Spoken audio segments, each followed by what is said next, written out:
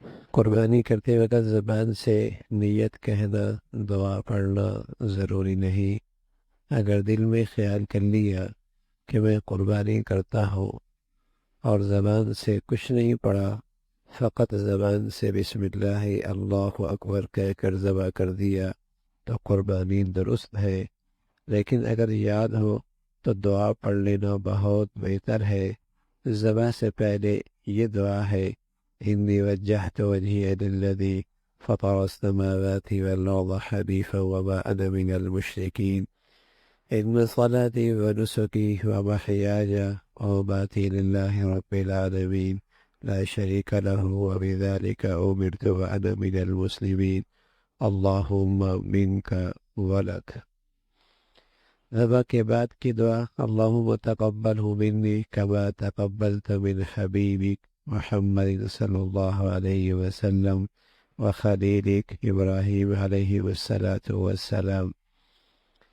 یہ مسلمان قربانی کے وقت یہ دعا پڑھتا ہے، اور اس دعا میں اس بات کا اظہار ہے کہ یہ قربانی خالص اللہ کے لیے ہے، خالص اللہ کے لیے۔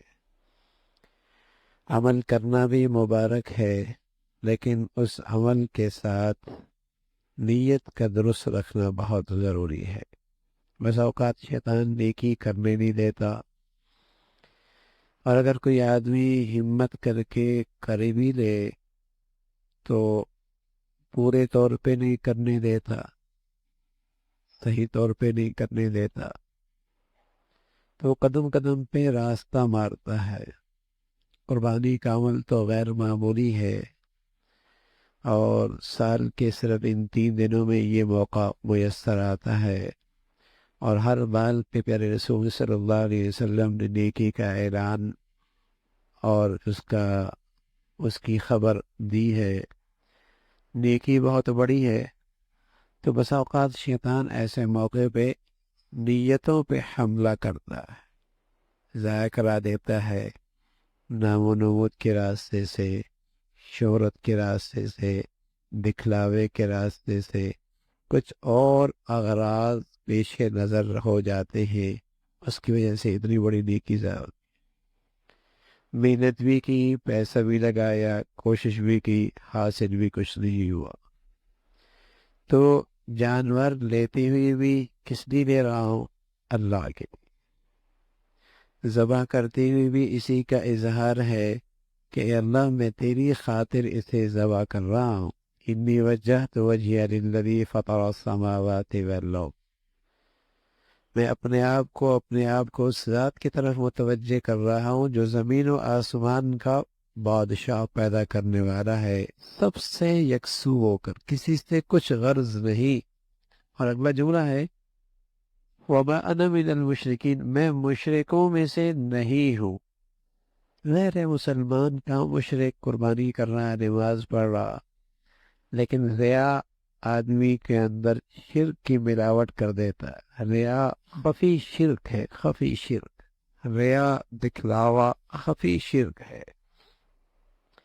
تو اس موقع پہ خاص طور پہ اللہ کے نبی صلی اللہ علیہ وسلم نے یہ دعا بتلائی: وَمَا أَنَا مِنَ الْمُشْرِكِينَ، میں مشرکوں میں سے نہیں ہوں، آپ کی عبادت میں کسی غیر کو شریک نہیں کر رہا، آپ کی عبادت میں کسی غیر کو شریک نہیں کر رہا۔ یہاں میری غرض صرف آپ کی رضا، آپ کو راضی کرنا ہے۔ اور پھر اس سے اگلا جامع جملہ ہے کہ میری قربانی، میری نماز ہو، میری قربانی ہو، بلکہ میری زندگی ہو، میری موت ہو، سب اللہ کے لیے، سب اللہ کے لیے۔ میری ہر چیز اللہ کی خاطر، میرا جینا مرنا بھی اللہ کے خاطر، میری نماز قربانی بھی اللہ کے خاطر، اور اس کا کوئی شریک نہیں، اور مجھے اسی کا حکم ملا ہے، میں فرما برداروں میں سے ہوں۔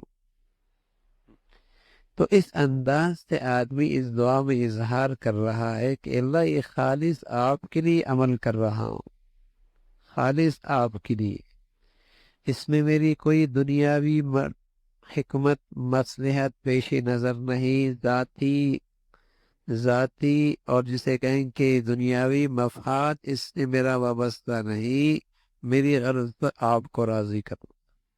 تیری غرض تو آپ کو راضی کرنا ہے. قربانی ہو یا حج ہو، قربانی ہو یا حج ہو، ان دونوں میں نظر یہی آتا ہے کہ اس میں عقل سے زیادہ اتباع ہی اتباع ہے. بظاہر عقل کچھ کہہ رہی ہے لیکن شریعت کی اتباع کا رنگ کچھ اور ہی نظر آتا ہے. قربانی ہو یا حج ہو، اس میں دین کی حقیقت سمجھائی جا رہی. میاں یہ نہ دیکھو کہ اس کی حکمت کیا ہے، مصلحت کیا ہے، اتباع کر لو. یہ دونوں عبادتیں اسی شان کی ہیں. اب حج دیکھیے نا، نظافت نظافت نظافت، طہارت طہارت، نظافت دین ہے اور بہت بڑا دین کا حصہ ہے. لیکن حاجی حج کرنے جا رہا، کبھی نہانا بھی نہیں، ہاں، اور تم نے جو ہے وہ صابن بھی نہیں لگانا اور میلہ کو چیلا ہی رہنا ہے. اتباع ہے. بیت اللہ کا طواف کتنا بڑا اجر ہے، اور حجر اسود کا استلام کتنا بڑا اجر ہے. اور جب لوگ عرفات چلے جاتے ہیں، موقع بڑا اچھا ہوتا ہے بیت اللہ کا طواف کرنے کا اور استلام کرنے کا بڑا اچھا موقع ملتا ہے، حجر اسود کو بوسہ دینے کا بڑا اچھا موقع ملتا ہے. لیکن کیا کہا جاتا ہے میاں، اب اگر طواف کرے گا تو ثواب نہیں ملے گا، اب تو اجر اتباع میں ہے. جب جنگل میں پڑاؤ ڈالو، اب تمہیں اجر سارا وہیں ملے گا. اب حرم میں نماز میں اتنا ثواب نہیں جتنا نماز پڑھنا بنا میں ثواب ہے. اب بیت اللہ مسجد نبوی کے مسجد حرام میں بیت اللہ کو دیکھتے دیکھتے اتنا اجر و ثواب نہیں ہے جتنے عرفات کے میدان میں بیٹھنے کا ثواب ہے.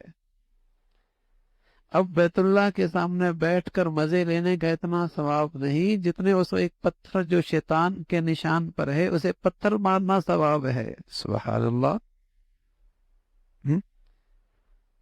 اب یہی چیز اگر آپ پورے سال کریں، عرفات کے میدان میں کچھ بھی نہیں ملنا، مینا میں کچھ بھی نہیں ملنا، ان شیطان کو پتھر مارتے رہیں، کچھ بھی نہیں ملنا. کیوں بھائی؟ اس لیے کہ اس موقع پہ ان گھڑیوں میں اللہ کے حبیب صلی اللہ علیہ وسلم نے ایسا کیا، اب اس کی اتباع کرو گے تو سب کچھ مل جائے گا. بلکہ یوں سمجھایا، نہ مسجد حرام میں کچھ رکھا ہوا، نہ بیت اللہ میں کچھ رکھا ہوا، نہ مینا اور عرفات میں کچھ رکھا ہوا، سب کچھ تو اللہ کے حبیب کی اتباع میں رکھا.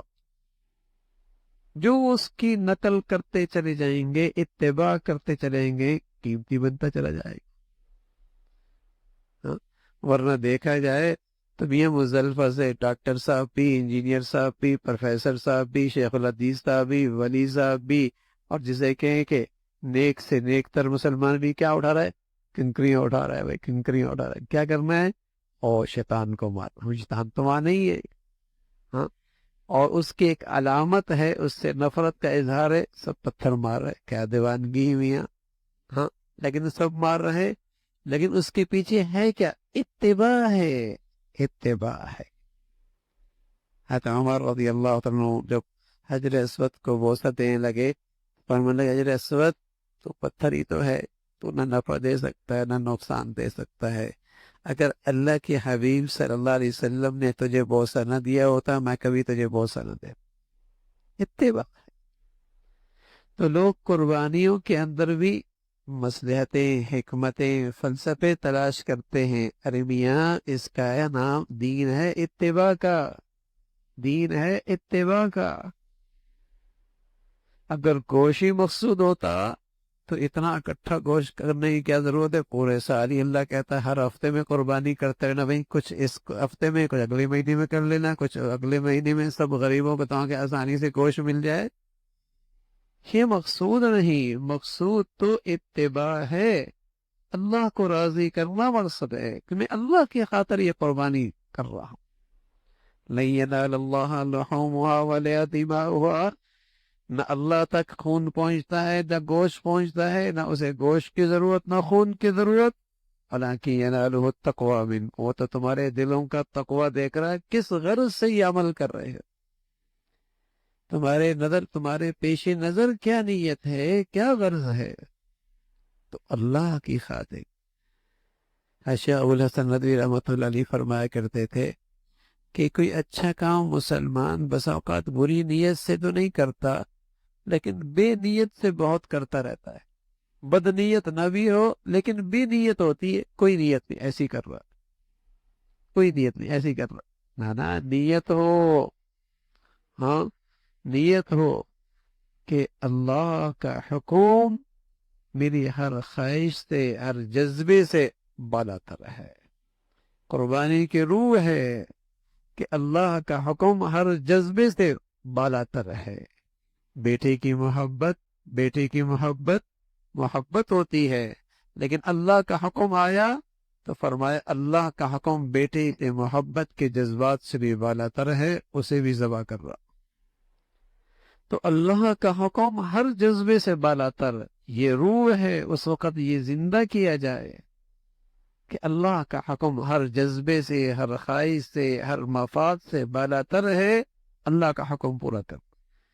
اس قربانی سے یہ زندگی ملے، اس قربانی سے یہ زندگی ملے کہ آئندہ زندگی کے اندر بھی ہر مفادات سے بالا تر اللہ کا حکم ہوگا، ہر خواہش سے بالا تر اللہ کا حکم ہوگا، اور ہر جذبے سے بالا تر اللہ اور اللہ کے رسول کی اتباع ہوگی۔ یہ قربانی ہے۔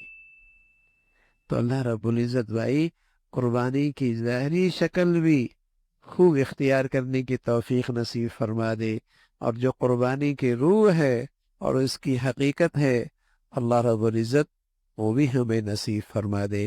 اللہ عمل کی توفیق نصیب فرمائے۔